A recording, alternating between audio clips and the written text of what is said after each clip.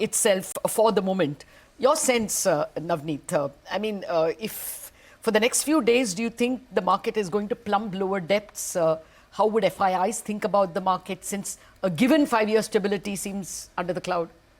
I mean, we're talking about 294 seats, right? I mean, if I see the screen, 290 or whatever. Between 1989 and 2014, no party had majority. In fact, between 1999 and 2004, the first ND had a substantially lower seat than what it is today, right? During that period, Sensex has gone up from 750 to 25,000 between 1989 and 2014, 33 times increase in Sensex. I think we are overplaying this. Of course, market has gone up. 22,000 looks like market has fallen substantially. The fact is, few days back, we celebrated that. Now we have hit 22,000. Yeah. It is an all-time high. We celebrated 20,000 for the first time in our history just few weeks back. So market has gone up quite a bit. I think the comfort on the valuations was very limited, while all the macro parameters look very good, whether the GDP, inflation, external sector, corporate balance sheet, fiscal consolidation on every aspect. But it's just that valuations did not leave any margin of error. Any negative news flow, which market thinks is negative, had to have this impression. And of course, we shouldn't forget that yesterday was like a big bump up in market. Last couple of months have been a big rise in market. We must be prepared for something like this. Okay. But Navneet, you know, I think the market is fearing the standalone BJP number at this point in time as well, and how exactly the politics are probably going to pan out. Do you think that the next 4 years, if in case these numbers do come through, the government might be a little more populist, and that's what the street is probably fearing? No, I don't think so. I mean, depends just on to what you call... Just to buttress her point, the bond market seems to think so, because the yields have gone up from overnight 6.94 to 7.12. I can't remember when 18 basis points rise in yields. On a single day. Yeah, which means 3 rupees bond prices have fallen. But maybe a month back, we were at 7.12. So yeah, I think we it's entirely because of the RBI dividend. The RBI dividend and the some bond of that index news flow took us below 7%. I think if we compare with the global bond market movement, I don't think this is something anyway, go ahead. I think the fear But of absolutely populism. right. My point is that it depends on what you call populism. To me, the biggest reform that has happened in last 10 years is a high quality social security net, which is like an LPG cylinder, a toilet, a tap water at home. I mean, your Ayushman Bharat, Atal pension, a PM Awas, a free food or whatever for 800 million. I think that should continue. We are a democratic country where there are millions are yet to get the basic necessities, and this is what we have done. We are delivering it through a digital mean, leveraging on biometric card, bank account, and a mobile phone. That will continue. If that gets a little more pace, I think a large part of corporate India would be happy. The entire consumption growth, which has been slightly slower, if that picks up pace because there is more spending on the rural area, if there's little bit of spending on that side, I don't think that is bad for the economy. Oh, no. But the fundamental, just give me 30 seconds.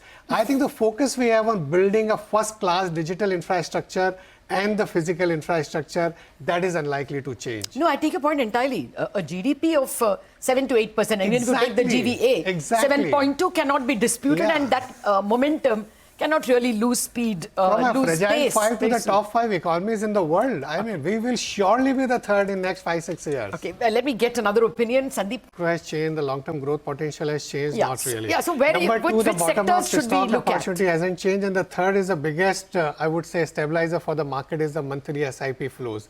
That is unlikely to change. In fact, I expect a lot of investors who have been sitting on the sideline to use the opportunity over the next couple of days or weeks to actually put money to work.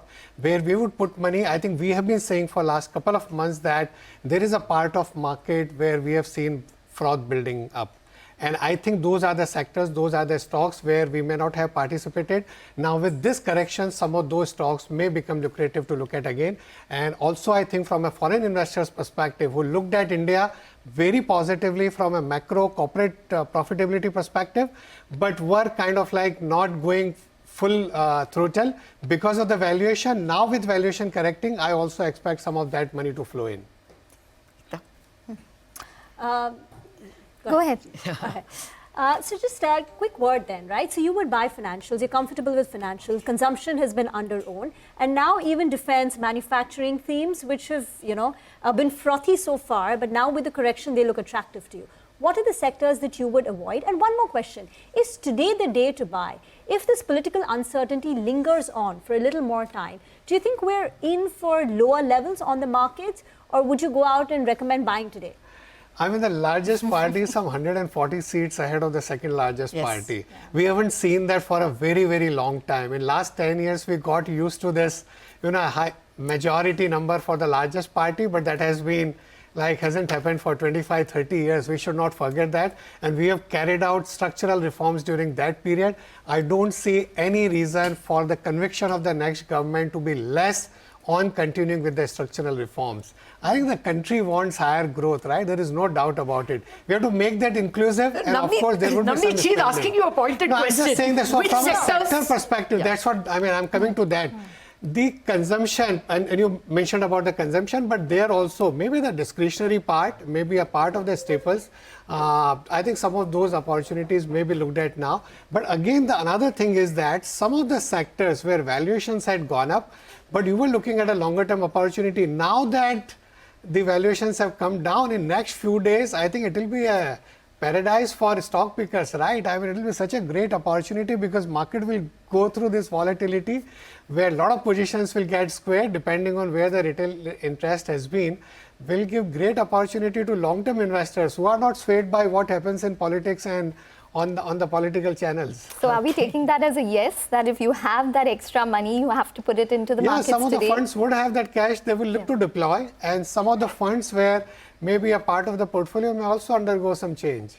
Okay. Well, so I won't be able to comment on one group or maybe individual stocks, but Shireen, I agree that I think there is going to be continuity in policies. There could be minor tweaks here and there, the way they get delivered. Mr. Arun Jaitley used to say reforms is an art of possibility. And I think we have seen earlier in coalition governments, we have seen big reforms. I don't see any reason that if this government gets formed, of course, I think they have to take everybody on board. I don't see a change in government continuing with focus on infrastructure. I don't see a change in government continue to focus on how do we build our exports, both goods export as well as services exports. I don't see broader change in that, continuing on the path of fiscal consolidation, which is in general good for economy. I think in the financial services, we are so underpenetrated in India across all spheres. I think that there will be many opportunities. And as I mentioned, because of this whole retail speculative interest, some of the stocks which had really become very frothy, in the mid and small cap space, there is a possibility that even some of them may become attractive for fund managers to reconsider.